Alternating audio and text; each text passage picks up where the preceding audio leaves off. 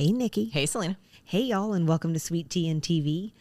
Today, we are doing something a little different and very special because Nikki and I just finished watching the series finale of Sex and the City after several weeks of binging episodes. Months. Has it been months? I don't understand. April. We started in January. Oh, okay, great. So months. You have tons of time invested into this show then. A quarter of a year, Salina. But all this time, months, exploring the characters in this beautiful and bewildering universe inspired by the real-life Carrie Bradshaw that would be Candace Bushnell, and then the showrunners Michael Patrick King and Darren Star. I believe in 9 seasons, this is the first time that Nikki and I have sat down and watched a show together. And I captured it as I believe, because I think that's true, with maybe the exception of like watching Love is Blind randomly one time at your house. And that was not for the podcast. That's true. That was just for funsies. That's true. Well, and we've also watched the Coronation. We watched again, not that's necessarily true. For the podcast, but we watched it. Right, and that's actual like reality TV. Yeah, because it's real. We watched an episode of Love is Blind together. Yeah, you got me hooked on it because I was You're like, welcome. What is this? May that forever be my gift to you. Thank you. No, I think you're right. We definitely we started talking about it last season. I think it was doing like a live in the moment finale watch together, and it just didn't come together. Well, it may not come together today. Well, it did come together because we watched it. That's right. I don't know what this is going to be like. It's just a challenge of what I remember. We're going to give it our very best shot. I will tell you, y'all. We were going to like try and film us watching it. And then we both went, nah. Well, we were stuffing popcorn in our mouths. Every now and then I was saying like really cynical things. It just wasn't a good watch. I never stopped eating. Not the whole time. Not the whole time. I mean, I will tell you that my hand to mouth ratio was like 10 to 1 on Nikki. So, I don't know about that. Pretty close. Only because you were sitting up and I was reclined, and every now and then I'd have to be like, get up and get more peanut M&Ms. It takes more, like coming from a full stop, it takes more inertia. You just maintained the inertia. I did. I just hovered. Yeah, like a monster. But it was delicious. I really enjoyed it. My favorite part is that we kicked off the day with brunch. Yes. Because we did the Golden Girls kitchen brunch, and then That's true. Barreled into your snack plate. Oh, yeah, we've had some adventures and lately. Now I'm feeling peckish. Yes. I'll be hungry in like 10 minutes. Don't worry about it. So, okay, so we've watched it. Blah, blah, blah. Blah, blah, blah. Get on with it. Something, something, something. Nikki's hungry. Feed her.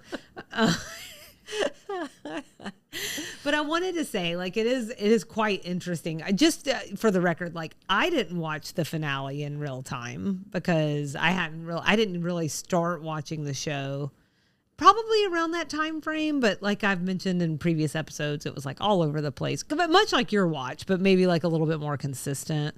Only because I was like really heavily binging it at the time and trying to catch all of the episodes. Mm-hmm. But like it is interesting now because so much time has passed, like thinking about this is a finale that is both beloved and controversial. It wasn't controversial for me 20 years ago when I saw it. Personally, I was I'm sorry, y'all, if you haven't seen the series finale of Sex and the City, there's about to be spoilers. Oh, yeah. This whole thing should be, this should be prefaced with spoilsies. Yes, just in case. But like, so. Just in case you're like me and didn't see it until 45 minutes ago. That's right. You never know. You want to be thoughtful. It's true. But I was personally satisfied with the Carrie and Big of It All 20 years ago. That in itself is controversial, I think, but I was also 20. And I was going to say, you were just a big old dumb baby back then. Sometimes I'm a big old dumb baby now. But the world was a different place, and frankly, I hadn't had my brush with feminism yet. Oh, yeah, hadn't had the old 101.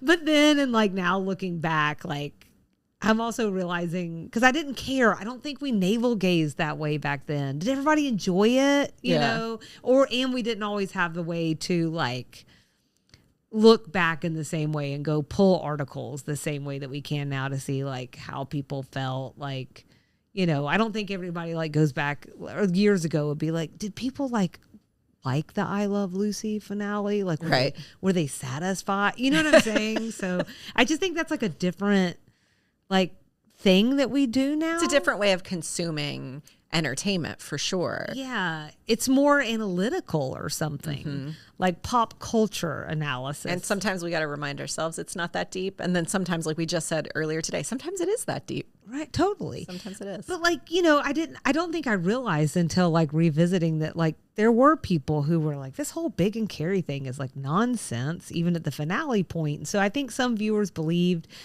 just doing a quick research last night, because, you know, it's kind of hard to prepare for something that we're supposed to be not preparing for. Yeah. But anyways, it was like some people felt it was a betrayal of the independent character that Carrie was. Even in saying that, I'm going to say, okay.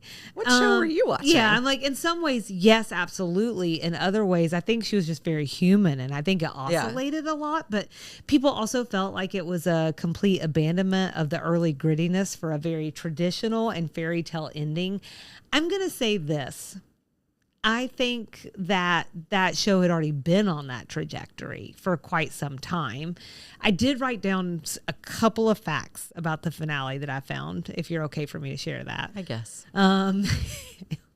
Will there be a cookie given out with this? In that case, yes. Same. So Darren Star has said in an interview that he would have ended it differently if he were still at the helm of the show. Like, he was still involved, but not at the same level. Are you interested in hearing his quote?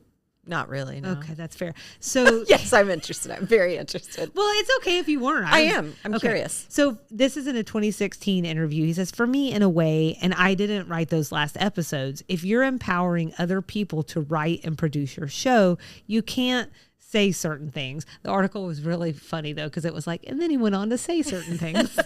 Well, I think I read this article when I was putting together one of my last extra sugars. Oh, okay. But carry on. Okay. Going. So at a certain point, you've got to let them follow their vision. But I think the show ultimately betrayed what it was about, which was that women don't ultimately find happiness from marriage. Not that they can't, but the show initially was going off script from the romantic comedies that had come before it. That's what had made women so attached. At the end, it became a conventional romantic comedy, but unless you're there to write every episode, you're not going to get the ending you want. I found this like deeply prophetic because I was thinking like that is really true for so much of life. This idea that if you're going to share in the creation of something, you may not, this happens to me a lot. Like, you may not get the thing that you had in mind, but that doesn't mean it won't be better too. Yeah. So I think that just sort of depends on where it is. But for me, I think about that a lot at work. Yeah. So it's a little bit, for some people, a little bit of a journey to get to that point where they realize that the whole point of collaboration is that you bring in these different ideas and different perspectives. And again, yes, it might not be the product you had in mind, but that's because it couldn't be. It's a shared idea. Exactly. And now it's even exponentially better because it brought in all these other perspectives. Sometimes it's exponentially worse. Yeah, okay, fair point.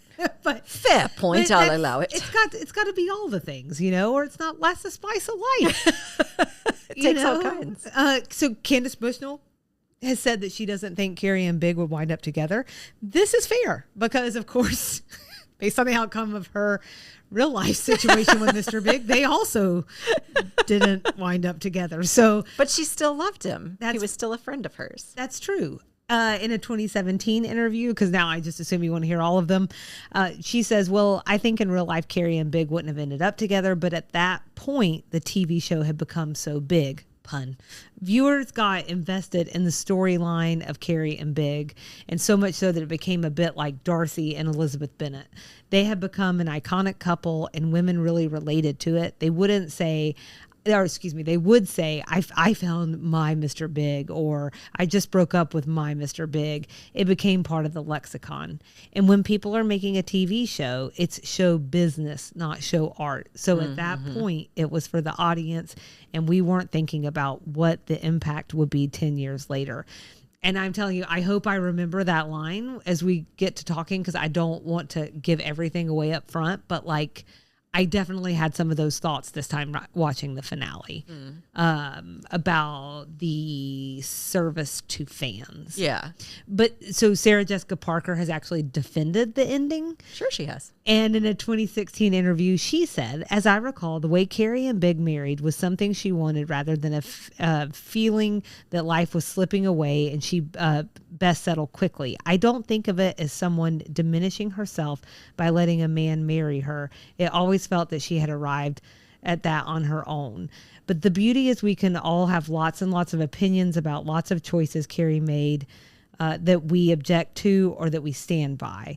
If that's Darren's feeling, I think it's interesting, because I think this was in reaction to him talking about them they should not have ended up together. This also clearly is talking about the movie as well, since they do eventually get married. Again, sorry, spoilers. Spoilsies. Yes. The other things that came up in my fact-finding mission there is that Mr. Big's name was almost not revealed at the end. I did actually hear you go, John. Who's John? They just kind of had to add his name because it showed up on the phone, is what they said in the interview. I think it's Darren Star that said it, but I was like, well, you could have just had Mr. Big on the phone. So that's not entirely true. And she called him Mr. Big. But I did kind of like that it shows like a growing intimacy. Yeah. It's like that Mr. Big piece always kept them holding back, I feel like. Yeah. I think that was so satisfying. And actually what I was thinking is... Did I miss an episode earlier in the season where or earlier in the series where they revealed his name is John? No, that was the first deal. time. Okay. Yeah, that was a huge deal. So this was the first time in the show's 94 episodes that any of our main gals repeated a full outfit. Oh. And we see it in the last scene. Carrie would be the first and to rewear something, and she was wearing the same fur coat that she had worn in the pilot. Oh, that's cute. I didn't notice that. Yes. So, well, that would be a tough thing to notice. Apparently, we watched that back in January. Probably December, if I'm being honest with you. I don't even know anymore. The finale is also the first time that Carrie doesn't ask one of her classic questions that she asks like via narration in every other episode since the pilot. So when she decides to go to Paris, this is in the previous episode, she asks, is it time to stop questioning? And then she does. I think I stole most of that from People, so I'd like to give People the credit on all of that. Just people writ large. Or who have, just people at large, not just people Any in the magazine. People. Yeah. Just people. Congratulations. Well done. I thought this was really interesting. There were only 4 days between the finale's filming when it wrapped and the air date. That's so stressful. I know. That made me so stressful. It made you clench, didn't it? Your jaws, not your butt. Oh. Maybe both. I thought you meant my butt jaws. Your butt. Kyle's a lucky man. He my won't butt ever jowls. know. He won't ever know. He doesn't listen. That's true. As we call both of our husbands out together for never listening to us. Never listening. And they just don't apologize sufficiently. They seem very satisfied with they their really choices. Are okay with it. But you know what? We could learn from that. That's true. So fair enough. That. The way of the white man. So now, with all of that background in mind, I've waited just moments to hear your reaction. Waited since January, I think. Or like 5 minutes since we watched the finale.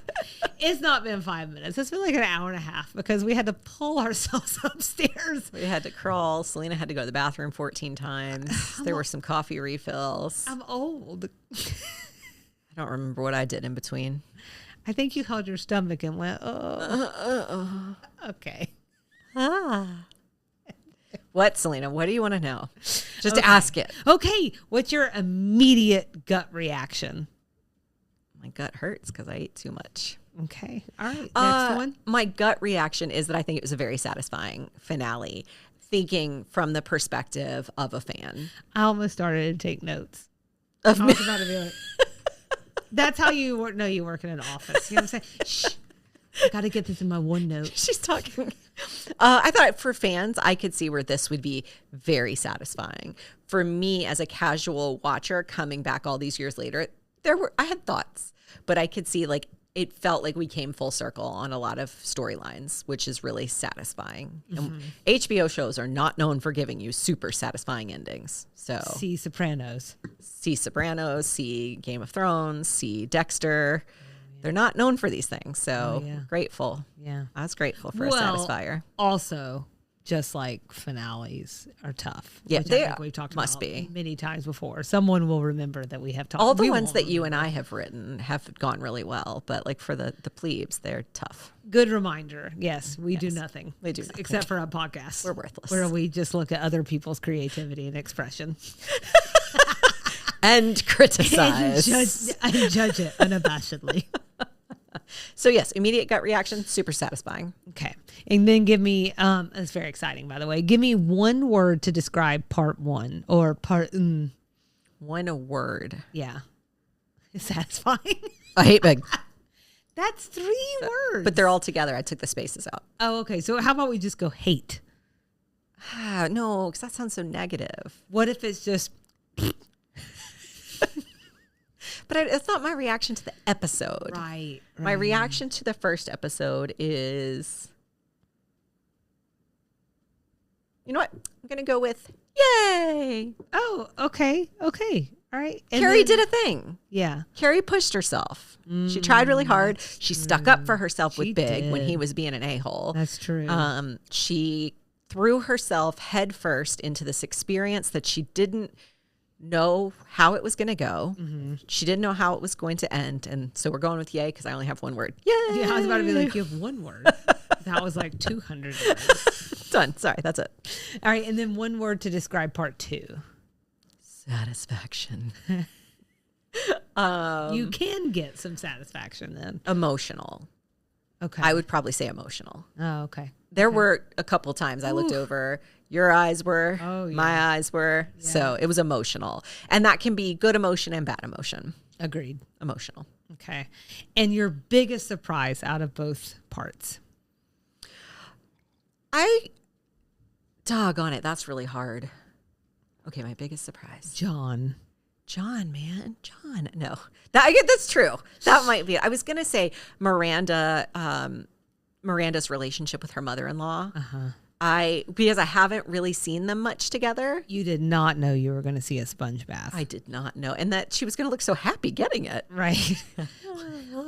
Well, it was the first time I was like, have TVs just gotten bigger? I just never realized that I almost saw her breasts. But you might be right. John might have been my biggest surprise. Yeah. Okay. Not the think you're sponge bath. Not the less the sponge bath and more the overall, like, it occurred to me while I was watching it, Miranda has had an enormous character arc. Oh my gosh. Okay. We've got a whole section on it. Okay. All right. And Well, I then- didn't read the run of show, so I don't know any of these things. Well, I didn't either. This is also AI generated. Oh, Salina. Life has been busy, Nikki. Work smarter, not I'm harder. here. I showed up. I reviewed it. It was just very late. So just so everyone knows, I spoiled the whole thing for Nikki because there's all kinds of spoilers in this stupid AI Just a lot, created the run of most. show. But good news, I didn't read it. So I love that. And I'm so glad. Yeah, like 9:00 last night, I was like, I hope you haven't read any of this. and I said, don't worry, I've read nothing. So this is going to be like our hook question. So over the course of today's episode, I think that we're going to aim to answer this question. Did the show stick the landing? And then the sub to that is going to be This is Selena's part. what? AI did the first part. Selena comes up with the sub parts. Oh no, actually they came up with this. Okay, They're okay. really on a roll. But I did say, Chatty Cathy, she's doing a great job. my second part really is like, will I remember that we were going to answer this question over the course of this episode? Oh, well, So that... we'll see how it goes. If not, we might have to do a follow-up. Okay. Let's talk about where we left off. Now, the thing is you missed the prior episode where she decides to leave. Yes. And I was going to go into that, but I don't think I'm going to. I think at some point you may want to consider going to watch that episode. I think you would enjoy it just from the like the guest star that's in it as well. If you would give me a vacation from recording, then I would. I'm giving you a vacation very soon. Thank you. Then I'll watch it. You're very welcome. Maybe. But Carrie is moving to Paris. And I mean, we really... Carrie moves to Paris? What? But like literally from that opening shot, like you're really jumping into it. Yeah, She's, yeah. like packing. Yeah. So was that surprising for you at all? No. Okay. You knew enough to know. Knew enough to know, yeah. Okay. Because I had seen the title, and then I think we talked about in an earlier episode this season that some of that would be coming in the finale. So I put pieces together. Look how smart I am. Okay. Well, you're so smart. There was also this building tension, though. You did miss, I think, quite a bit of this, but like between Carrie and Miranda and Samantha and Charlotte, but especially with Miranda. Okay, I picked up on the tension, but it was played for funny in the first episode. Right, yeah, and they don't. Yeah, it got really tense between. Okay, because when she's like considering making the move to Paris, Miranda is asking her questions day after day after day. And she like kind of snaps on her. Okay. And it is and I do think at this point there's been a situation where no one is really a fan of him. Oh, okay. So, or especially Miranda. Like I think Charlotte, as someone who worked in a gallery and is in the art world, was more understanding of his demeanor one night. Okay. Miranda was not. She's a lawyer. And we all know that lawyers have perfect demeanors all the time. All the time. Just the nicest. Also, the other thing that's sort of where we left off as Big is trying to re-enter the picture. I think she was already kind of putting the kibosh on this, like leading up. Maybe there had been like one other voice message or something. Okay. Also, just in this like general catch-up and context setting, the emotional tone going in might be a little subjective, but like on the one hand, to mention this, someone finally wants to take her to Paris. This is something we get early on in the show, if you'll remember. Like Big kept giving her the Heisman at every turn, including when he was moving to Paris for work and like didn't even tell her. So like the fact that we're in Paris at the end of this show in and of itself is a callback, and it's like pretty significant. So there is, on the one hand, some excitement for her to go on like what is a really big adventure and something that she wanted to do for a really long time. Mm-hmm. But that excitement also is tempered by this weirdness with the other women. And we've been given some breadcrumbs, like I was mentioning, about Petrovsky, that he, may have us as an audience questioning him a little bit. Not necessarily his motives, but like how he's going to show up for her as a partner. Mm-hmm. So with all that in mind, were you rooting for Paris? Like for her, like were you where were your... For her to want to stay? Or just go? Oh, well, yeah, absolutely. Everybody and it was so Paris. Quick. Yeah. But she would have been moving there. Yeah. For at least like a year maybe or something like that. Until whenever his art stuff ended. I mean, as a viewer, sure. It seems like it's going to give me a lot of great fashion. It seems like Carrie's going to have a bunch of awkward interactions. But yeah, I think it provided... She needed to leave New York for a little while. I feel like that's been her... somewhere else in the outline, but that's been one of her true loves, has been New York, and that's not a secret through the show. It wasn't a secret in the book either. Like, Carrie loves New York, so it's nice for her to get a change of scenery. And then I think it was good for her to finally have a partner who, you just said, like, wanted her to go and was going to take her there. So see it through. Right. Go see what happens. Yeah. And she can write from anywhere. That's right, she can. Well, she left her laptop at home. Well, apparently. But you can buy a new laptop. Wonder why. Well, I think that was a breadcrumb. Okay. Yeah. And we will get to talk about that. So okay. Good at old trusty AI. She's bad at packing. Covering it all. Yes, that's the secret meeting. Bad packer. Did you trust Alexander? I had no reason not to. Mm-hmm. I had no reason not to. I genuinely thought he was going to be the true...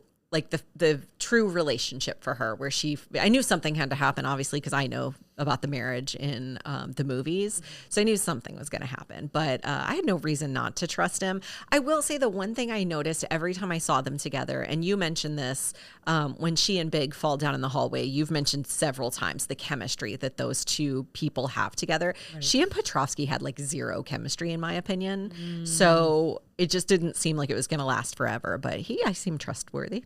Yeah. Okay. I do think there's something like, this is not like everybody's relationship is different, but the playfulness piece I think is really important. That like your partner is someone that you can like literally play around with, and that's like something he's like too serious in that regard. You didn't really see that. And maybe you said this in the Men of Sex and the City episode. Was it smart? Because if so, then it was me. It was something about the patriarchy. No. That sounds right. It was like that he always kind of talked down to her and kind of like infantilized her or something. Yeah. And I got that vibe when they were standing outside the store and he tells her, I got to go go find something fun to do in Paris. It was everything short of being like, and here's daddy's credit card. Have yourself a good little day. And just too short. Yeah. Yes. Hand over the credit card. Yes. Right. Get to the points. Yeah. I'm looking for the full Paris fantasy. Exactly. Did you think that Big was done for good? And with that question, I think this has to be after part 1. Oh, that's a terrible question. Do you like how long it took me to get there, though? This is actually one of the questions I wrote. No, right. Good. Yes. No, I didn't. I'm like, I didn't write anything. She really told him off in that first episode. She really told him off. Yeah. I mean, I think if you didn't know about that, I think you could definitely, I think they did a good job making it seem like this could be it. Oh, yeah. So if I could suspend reality, I hadn't seen part 2 of this finale, and I hadn't seen either of the movies, and I hadn't heard any of the media around And Just Like That. If you're watching this in real time or in semi-real time, I could totally see where you would think she's done. Yeah. She's done. Yeah. She really just like line in the sand, just told him off. She's good. But no, I didn't. But think he was done for good. You're like, no, Salina, I'm not an idiot. Now I've seen part 2, and I've seen the movies, and I've seen the media coverage of it just like that. So no. Do you think Carrie lives through the finale, or?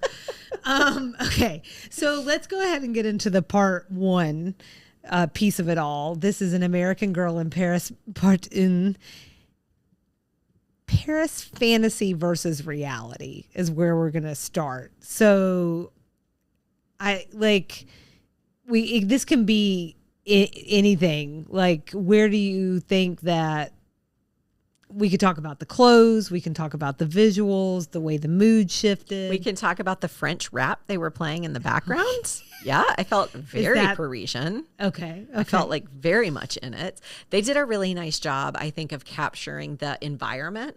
So like the fountain where she had to wash the poo-poo off her shoo-shoo. Yes. Like those things really exist, and those are sort of in the minor details of Paris. We didn't get the metro, which I think was a huge oversight. Do you think she's a metro taker? No, but I would have loved to have seen it. Okay. It's just because I feel like New York and Paris are 2 very different cities. Yes. So I want all New Yorkers to hear that, and I want all Parisians to hear that. Okay. However, do you hear that, all of our Parisian fans? Y'all hear that? However, they are both big cities. And when you're micro focused on these shots, like super tight shots, they gave you the establishing shot of the Eiffel Tower. And you're like, oh, I'm in Paris. But like there's more they could have shown us to give us a Parisian experience. I see. The other thing I would say is we didn't get her sitting at a cafe. And I think that's a huge missed opportunity. She did. Not in a... Oh, you wanted more. Yeah. Okay. Not in a like... She fed the dog.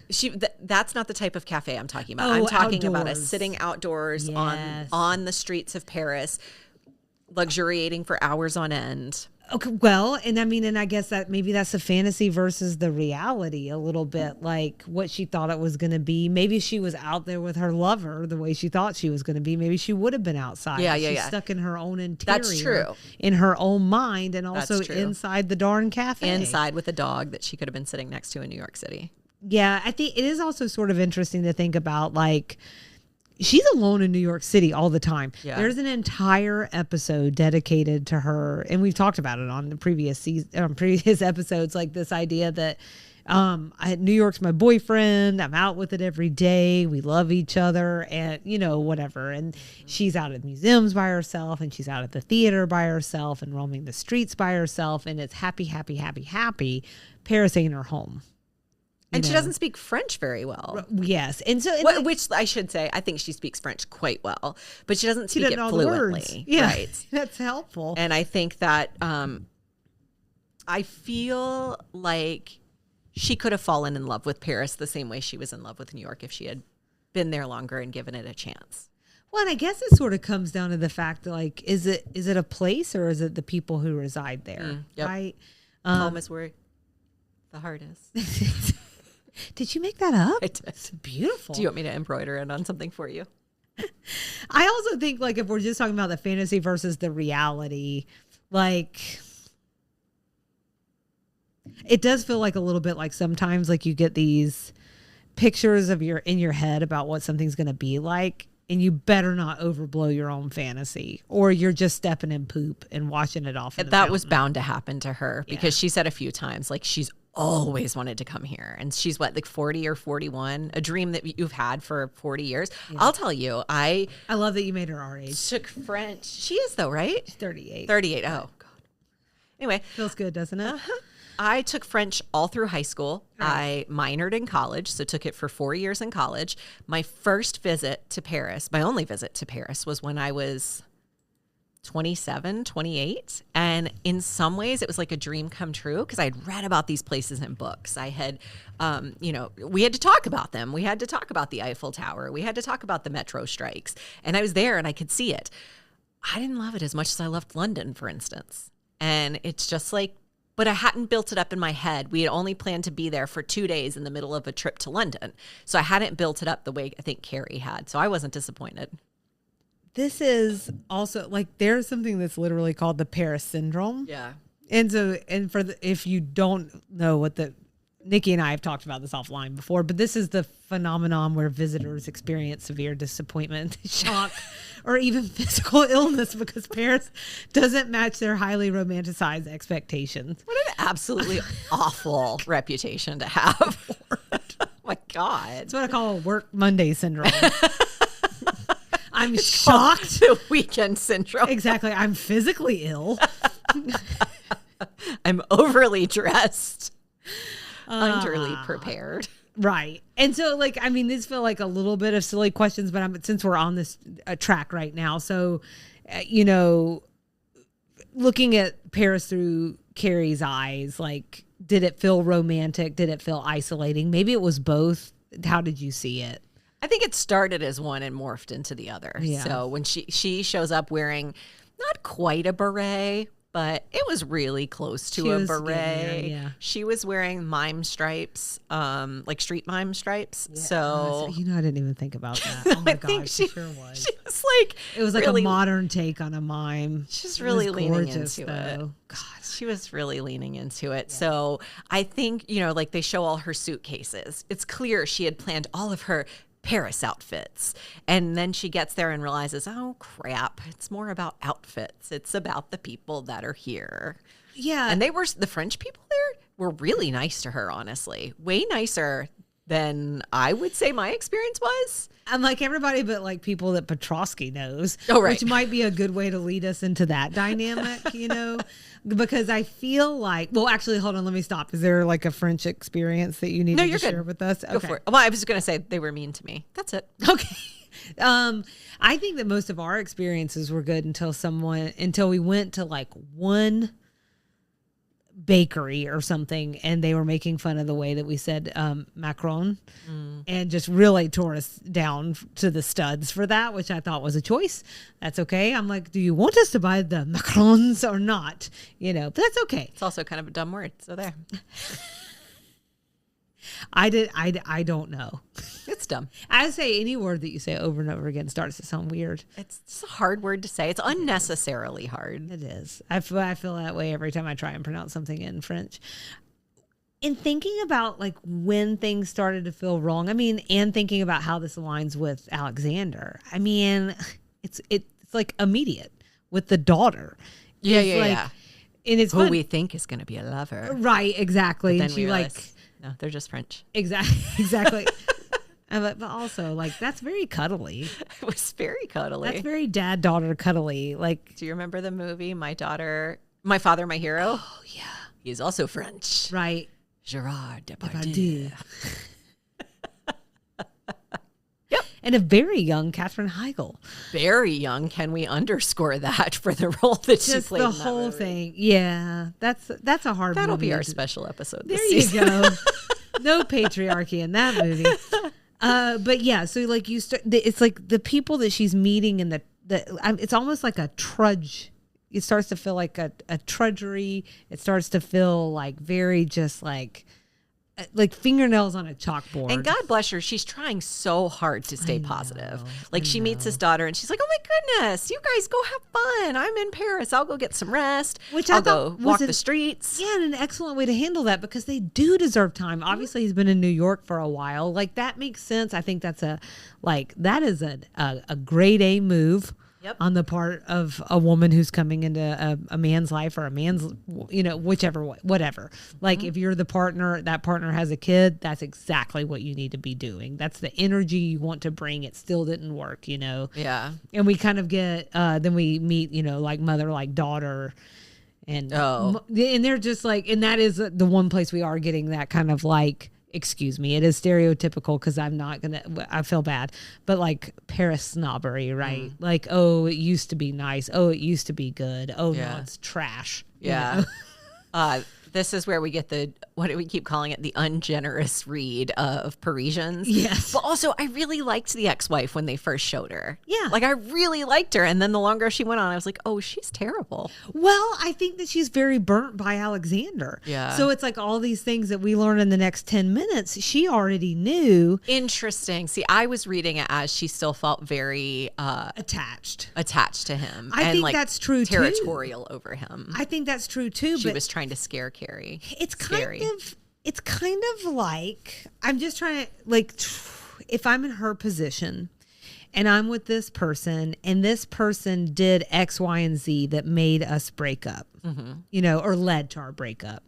And then I meet new person and new person gets like the improved version is what I'm hearing. That would be tough.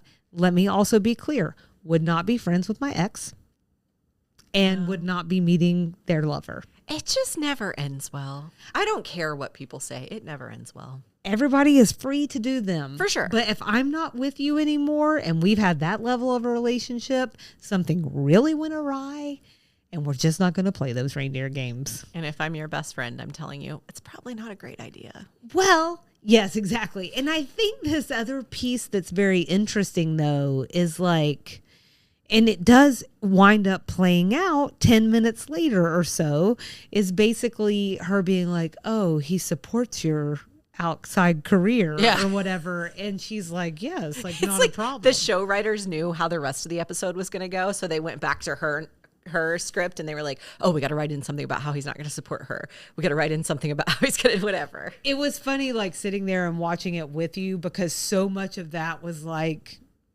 I just didn't think like that when I was 19. Sure. But like now, when I watch shows, I catch myself being like, this is exactly what's going to happen next. Yeah. And I do think it did feel formulaic in that way. Going to the Petrovsky dynamic, though, the language barrier, you had already mentioned this. Were there like any like most egregious versions of this for you? I think too, when she meets his daughter and his daughter is almost weaponizing French against her.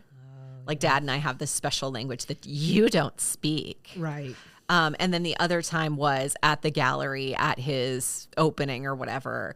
No, I guess there were 3. Then he introduces her to his friends and they immediately default to French, understanding she doesn't speak French fluently. And they have this whole conversation. There's one friend talking over Carrie to talk to him. And he doesn't say like, oh, hold on in English, please, or I'm going to translate for Carrie. Then the third time was at the gallery opening. 1, he physically leaves her, but then 2, it's all in French. Totally. I also think okay, in all of this, Carrie is like losing her identity. And we see that happen in a couple of ways. Now, for me, or let me say it this way, there's an argument that she's losing her identity in coming to Paris, even though I think she was in a way going to try and find herself based on the things that led up to her leaving. We had already talked about the laptop just very briefly. Now, I can't remember if we were talking about that here or offline. You're talking about here. Okay. So yeah, you said, I think we'll come back to that later. I think that was a breadcrumb. Thank you. Welcome. So the laptop situation, again, it was formulaic, but we get it through Charlotte going back to her apartment to like check on something, to Carrie's apartment. She sees the laptop there. She mentions it to the girls at brunch. And I think like Carrie is a writer first and foremost, you know. Allegedly. That's fine. But like, you know, like, so for her to leave that piece of herself behind, just think about how she melted down on Aiden. That's what's so weird about it. Why I'm like, why in the world would she leave that behind? Yeah. Because she goes to great pains to remind, was it Petrovsky's daughter? She was like, no, I am a writer. When she was like, my father tells me you were a writer. Yeah. She's like, no, I am a writer. Yeah. Is that how you felt about it? But then there's also the loss of the necklace. The necklace, literally losing her name. That's right. Yeah, that was pretty sad. And then getting replaced with like fancy diamonds. And you know, look, no one's going to be mad about getting fancy diamonds, but like it is such a sharp difference from like something that is found and meaningful or like whatever. You had it like actually some of those nameplate necklaces can be pretty expensive, but not like 8 carats of diamond worth expensive. But I think one of the things that probably, so I love the character of Carrie, honestly. I love the messiness. I love that we get a real person who's exploring all these things. I do think it's kind of wacky that a 38-year-old loses her identity by being in Paris for 2 weeks.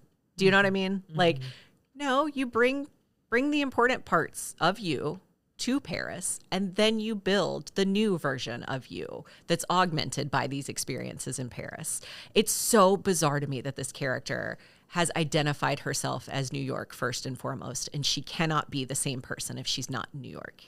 I just find that so weird. yeah, That's such a strange thing to double down on for an adult woman. What does she say? She says something in her phone call with Miranda after she's been there for a week. And it's something along the lines of like, I'm just spending too much time in my own head. Yes. And to me, that is someone who hasn't, it sounds like they haven't really done any work, you know? And yeah, if you haven't done that work, being in your head can be the scariest place to be. She has none of her safety nets.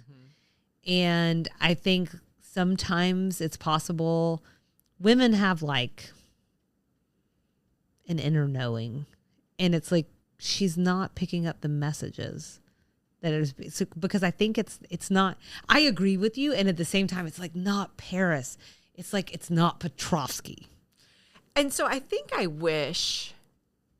yes, I think that's right. And I wish this Paris piece of it could have been extended, because I think Carrie deserved to live and experience Paris. And I think that she would have enjoyed that if she had been able to give it the chance. Yeah. The Petrovsky thing notwithstanding, that may not have worked out. But I think the way it had to be done to put this in, and I understand why they made the decisions they did. I said it was a satisfying ending. I said it. Let's leave it alone.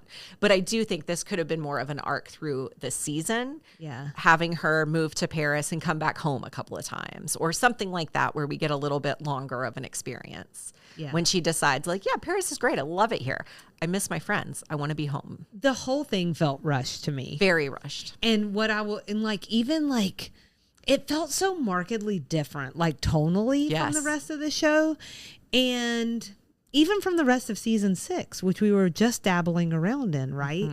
And yeah, it felt like the movies a little bit. It felt like the way the movies polished. are. Super polished, super scripted. Like we got a lot of, how do I say it? Like a lot of like romantic comedy style moments. Right, We get her too perfect to tripping, these. stepping in the poop, like all of I these see, things that yes. are sort of like, super Well, choreographed. With that in mind, like I think that maybe that's a good time for us to do these like New York check-ins, because I really felt like our other women got the short end of the stick. Yeah. You know, we spent a long time watching Carrie get slapped on the head by a little kid. But this was our reminder that Carrie's the main character. Absolutely. But I'm not sure that the other arcs weren't more interesting. Yeah, You know, for sure. especially now and being in this phase of life and these things are getting so much more real. But like Miranda's arc, you know, just we'll check in on that. Of course, like she's in Brooklyn as a reminder. There is basically Steve's mom is over for dinner and she's acting weird. They wind up finding out she's had a stroke. It's like stroke induced dementia is what we're looking at here. And then there's like a moment. There's a beautiful moment. I think we'll get more of an opportunity to talk about their characters, but we get this beautiful moment of her telling Steve it's okay for his mom to move in. They'll take care of her together. I don't think Miranda says it, but it's kind of implied. Can I just give Steve some credit? Yeah. For being so in tune to notice something was up with his mom and not ignoring it. Oh my God. He jumped on it. And I think I said while we were watching it, I was like, trust your instinct, dude. Something's not right. And I think a lot of men may have been inclined to be like, she'll be better tomorrow. I think that's right. Yeah. I think that's right. So I was really proud of that. I thought that was great. And then Miranda supported him in doing that. She's like, 100%, take her to the emergency room, see what's going on. It was bizarre to me that he came home and she hadn't heard any of these updates because the world we live in today. I was texting Kyle from the hospital the whole time with my mom. Like, this is the latest update. Here's what's going on. So he was like on this roller coaster journey with me. Whereas in her world, Miranda was like at home waiting for news till he could come home. But I thought that was really well done. Yeah, because that would again have been super rushed and fast. Yes, I thought she was going to die. Oh, Miranda, the mom. Oh, okay. I thought she was going to have a heart well, attack. I think that is going to come in another part, but the part where you thought she was about to get hit by a car. So that's what I thought you said. It was a whole different show.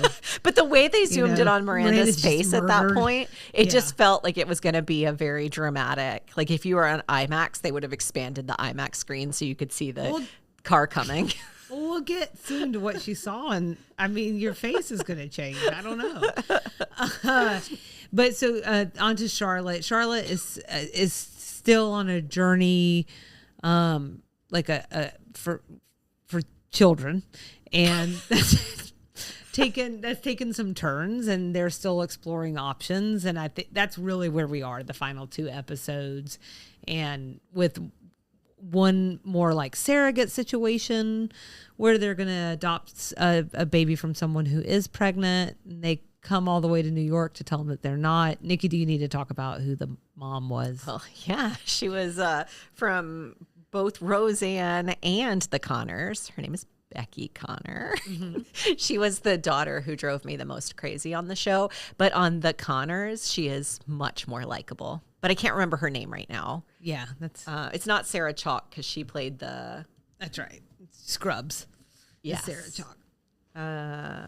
Alternate Becky. Lacey Goranson. That's right. A darn delight. Her her North Carolina accent was a little uncomfortable, but yeah.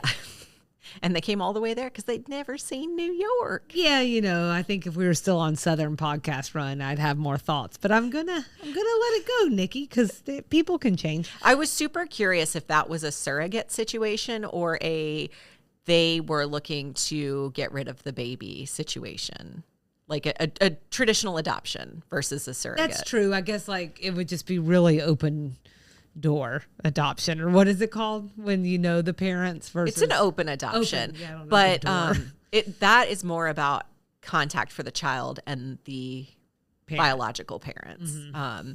So this could have been a closed adoption, but like they met each other in advance. I don't know. It doesn't really matter because ultimately it wasn't their baby, but that surprised me a little bit. But I loved watching Charlotte stay so hopeful through the whole thing. Well, and I will say that like some of it happened so fast that I was like, how did I even ever understand what was happening before? Like, like it, like just the explanation on things were light. Yeah. Quick. Oh, yeah. Maybe you saw someone holding a letter, Oh. Then also Samantha, we'll go ahead and move on to her because I'm also trying to like keep Sweaty in my Samantha. head. Right. I'm trying to keep in my head that we're only on the first episode. Uh-oh. Yeah. Sorry about that. So, I don't think we did too. We're not terrible. It's fine. Or are It could we? be our new tagline. Not terrible. But what we're getting with Samantha is, of course, the continuation of her cancer storyline. So at this point, she's like beat cancer, but it's she's still going through the aftermath of chemotherapy, which has So she was done though with chemotherapy. Yes, because she did say something about kicking cancer's ass. Yeah. So like that part's done, but like chemo, it's poison, so it does a number on your body. And she talks about how it's knocked her into early menopause, and there is a entire story arc about her helping at a breast cancer awareness like fancy function, and she winds up giving the speech there, and it's very like, we can change everything together, but she's like, Screw it. having a sweaty meltdown. I'm hot. Oh, she looked hot. She sure did. The hottest. Her wig was like melted to her face. Her makeup was going down. Yeah. I felt for her because I've been there. Well, and it was a beautiful moment because she ripped the wig off and she got real and showed him who real Samantha is. Smith told her that's what she needed to do. That's right. And then all the other women in the audience ripped their wigs off, and it was really beautiful. Also, Smith was telling her that he learned this in AA, and she was very snotty. Like, well, you may know AA, but I know PR. Let me tell you what is the most compelling PR story is a powerful, impressive woman being really vulnerable and authentic in a room full of women who are experiencing the exact same thing and just want to be seen. That's probably the strongest PR move, which makes me wonder, is Samantha really that good? I don't know. Right. Well, she was actually a movie producer in the book, so Let's see. Maybe she's better at that. maybe she is. Just kidding. Do we feel like at this point, just thinking about that first episode, if you can even keep those straight in your head, which is a little tough, but bold. Yeah, which friend had the strongest finale arc? I think you've already shared your feelings, but let's see if it holds. Yeah, I mean, 100%. I think. Well, I don't know. I won't say 100%. And they're all good. They're all really strong. They're all really strong because, now that I'm saying that, okay, so Miranda, for me, we started this series, and I'm going to kind of conflate some of book Miranda with the TV show Miranda, but like season 1, she really starts as very like walled off, and that goes on for several seasons, really until Steve kind of breaks her down. She's very walled off and doesn't want to share any of her emotions. And then to fast forward all the way to the end, and that scene where Magda walks over to her, Magda or Magda walks over and said that was love. Yeah. Like, that's Miranda's arc. Yeah. She goes from walled off and has trouble loving and caring for anyone because she feels like no one can ever love and care for her, to sponge bathing her mother-in-law. Yeah. That's beautiful. Mm-hmm. That is a beautiful arc. And then you've got Samantha, who is not walled off. She's super open, in fact, but in like keeps people at arm's distance, like men at arm's distance. Yes. And then her character arc is one continuing to embrace her power, but in a different way. Her power was always how she looked. And she was also the smartest woman in the room and also super powerful. But now she's like, screw the wig. I don't need a wig anymore. I'm just going to be me for a little while. And then there's the Smith of it all. She's finally opened herself up to a man. And she says right there at the end, she's crying. And she says, you've impacted my life more than any other man in my life, or something like that. Mm-hmm. Oh, gosh. Yeah. Gorgeous. And then Charlotte at the end, where she's like, we're Jewish. We've been through so much worse. That is so different from season 1 Waspy Charlotte. And still Charlotte. Yeah. But also all she wanted from I think almost the first time we met her was to have children. And she finally saw that picture and was like, that's our baby. Yeah. I just, got me all the way. And so then we got Carrie over here gallivanting in Paris, feeling bad because her boyfriend's working. So she had an arc too, She managed to land with the toxic boyfriend again. That's true. Yeah. She did. And she took up smoking again. So there's that. That's been a roller coaster journey for us. I kid. But seriously, like you said, the other character arcs. Well played. Well played, madame. Yeah, I also want to throw in something about Samantha's that I thought was really smart. It's like, it's very subtle. We're saying, like, we didn't get enough time with these ladies, really, for the finale. But the piece in the part where she loses... where she loses... Not Yoon. Yeah, I said Ewan's. Yuns. I hope that's how you say one from now on in French. Yuns. Dins. But the part where she's lost her sex drive, I think is really critical because for sure. She is driven by sex the entire show. There's nothing. It's great. Be sexual. That is a part of life. And I think having that kind of prowess can be very beautiful and it can be a wonderful part of someone's arc. But it's like she almost needed that part turned off just for a minute to see that her and Smith have more. Because it's armor. It's a defense mechanism. That's right. By always telling herself sex is sex, then she never has to feel anything for people. Exactly. And, I really loved, and this might be going into part 2, but when she was like, if you want to have sex with anybody else, you can. And then he calls her and she's like, would it be too strong for me to say don't have sex with anybody? I really loved that. It is a perfect Samantha moment. I thought you were going to say it was the second part where you got to see her breast bouncing around for a few minutes. Her face was so weird in that. I didn't enjoy that. I didn't enjoy that at all. There's like 5 jokes I could make, but I'm going to table them. Okay, so that was part yin. Dang it. Just say part yuns. Just say it. Part yins. There you go. And then we're going to work our way into part d. But I'm going to tell you, we already have. We just end this thing right now. Yeah, we're done.